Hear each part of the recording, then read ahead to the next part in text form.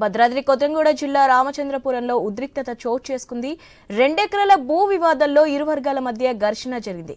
సరపక ITC, ఎన్టీయూసీ నాయకులు హరిప్రసాద్ కారుపై కాంగ్రెస్ కార్యకర్తలు దాడికి పాల్పడ్డారు. అడ్డుకోబోయిన సీఐ గన్మ్యాన్ రమేష్ పైన దాడి చేశారు.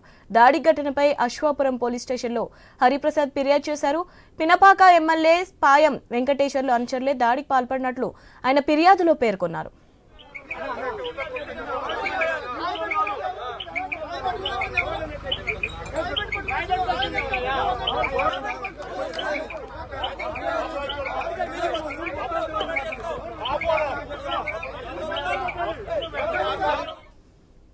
భద్రాద్రి కొత్తగూడెం జిల్లా రామచంద్రపురంలో ఉద్రిక్తత చోటు చేసుకుంది.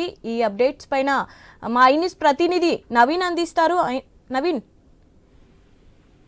భద్రాద్రి కొత్తగూడెం జిల్లా అశ్వపురం మండలం రామచంద్రపురంలో ఓ ఉద్రిక్తత చోటు చేసుకుంది. 2 ఎకరాల భూమి విషయంలో ఇరు వర్గాలపై కూడా దాడులు జరిగినట్టు పరిస్థితి మనకు కనపడుతుంది. అయితే సారపాక ఐటీసీలోని టీడీపీ అనుబంధ కార్మిక సంఘం నుండి టీఎన్టీయూసీ నాయకత్వం వహిస్తున్నటువంటి నాయకుడు హరిప్రసాద్ కి చెందినటువంటి 2 ఎకరాల భూ వివాదం కొన్ని సంవత్సరాల నుంచి కూడా కొనసాగుతుంది. అయితే ఆ హరిప్రసాద్ సంబంధించిన భూమిపై కాంగ్రెస్ నాయకులు కొంతమందికి మద్దతు ఇస్తూ దాన్ని ఆక్యుపై చేయాలని చెప్పేసి కూడా ఆ భూమి మీదకి పొద్దున పోయినట్టు పరిస్థితి కనపడుతుంది. అయితే ఉదయం పూట ఆ భూమి మీదకి హరిప్రసాద్ కి సంబంధించిన భూమి మీదకి కాంగ్రెస్ కార్యకర్తలు కొంతమందిని కావాలనే అక్కడికి పంపించేసి దాన్ని ఆక్యుపై చేయాలని చెప్పేసి కూడా కొంతమందిని అక్కడికి పంపించారు కాంగ్రెస్ చెందినటువంటి నాయకులు. అయితే ఆ నాయకులు అక్కడికి వెళ్లడంతో కూడా హరిప్రసాద్ కూడా అక్కడికి వెళ్ళాడు. మా భూమి మీదకి మీరు ఎందుకు వచ్చారు, ఏంటి, మాకు సంబంధించిన డాక్యుమెంట్స్ పూర్తి స్థాయిలో కూడా మా దగ్గర ఉన్నాయి, మీరు ఎలా వస్తారు భూమి మీదకి అని చెప్పేసి కూడా అక్కడికి వెళ్లడంతో కూడా అతనిపై దాడి చేశారు. అతనిపై దాడి చేయడం కాకుండా అతను తీసుకెళ్లినటువంటి వాహనంపై కూడా దాడి చేసినట్టు పరిస్థితి కాబట్టి రక్షణ కోసం అక్కడ వెంటనే ఆ పోలీస్ స్టేషన్ అశ్వాపురంలో ఉన్నటువంటి పోలీసులకు ఫోన్ చేయడంతో కూడా సిఐ గినక వచ్చారు. సిఐతో పాటు కొంతమంది గన్మెన్లు, కొంతమంది పోలీసులు కూడా అక్కడికి రావడంతో కూడా అది ఆపుకుని, అంటే గొడవ జరుగుతున్న నేపథ్యంలో దాన్ని ఆపే ప్రయత్నం చేశారు. ఆపే ప్రయత్నంలో సిఐ గన్మెన్ పై కూడా దాడి చేసినట్టు పరిస్థితి కనపడుతుంది. ఇప్పటికే మనం చూసుకుంటే ఆ పెనపాక ఎమ్మెల్యే అనుచరులుగా వీళ్ళు ఉన్నారని చెప్పేసి కూడా హరిప్రసాద్ చెప్తున్నాడు.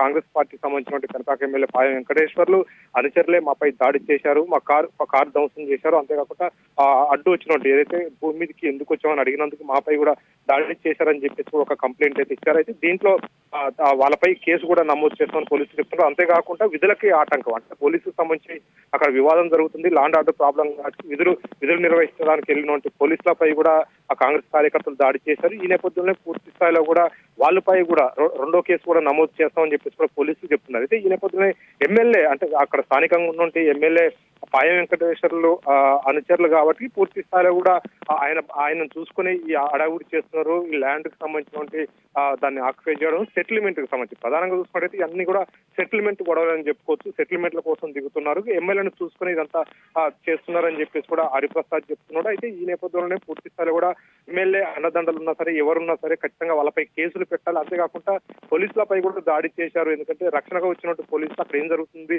అడవుడి జరుగుతుంది, దాడులు జరుగుతున్నాయి కాబట్టి పోలీసులు అక్కడ ఫిర్యాదు చేయడంతో పోలీసులు వచ్చారు. పోలీసులపై కూడా దాడి చేశారు కాబట్టి ఖచ్చితంగా కేసులు కూడా నమోదు చేయాలని చెప్పేసి కూడా చెప్తున్నారు. హరిప్రసాద్ మాత్రం దీనికి సంబంధించి పూర్తిగా కంప్లైంట్ ఇచ్చారు. అంతేకాకుండా పోలీసులు కూడా చాలా సీరియస్ గా తీసుకున్నారు. అంటే ఎమ్మెల్యే కనుక ఇన్వాల్వ్ అయితే మళ్ళీ కేసు ఉంటుందా ఉండదా పక్కన పెడితే పూర్తి స్థాయిలో అధికారంలో ఉన్నారు కాబట్టి, అధికార పార్టీ కాంగ్రెస్ పార్టీ కాబట్టి, ఆ అధికార పార్టీ ఎమ్మెల్యే పాయం వెంకటేశ్వర ఉన్నారు కాబట్టి ఆయన అనుచరులే దాడి చేశారు కాబట్టి ఖచ్చితంగా కేసులు నమోదు చేయాలని చెప్పేసి అయితే హరిప్రసాద్ డిమాండ్ చేస్తున్నట్టు పరిస్థితి కనపడతా ఉంది.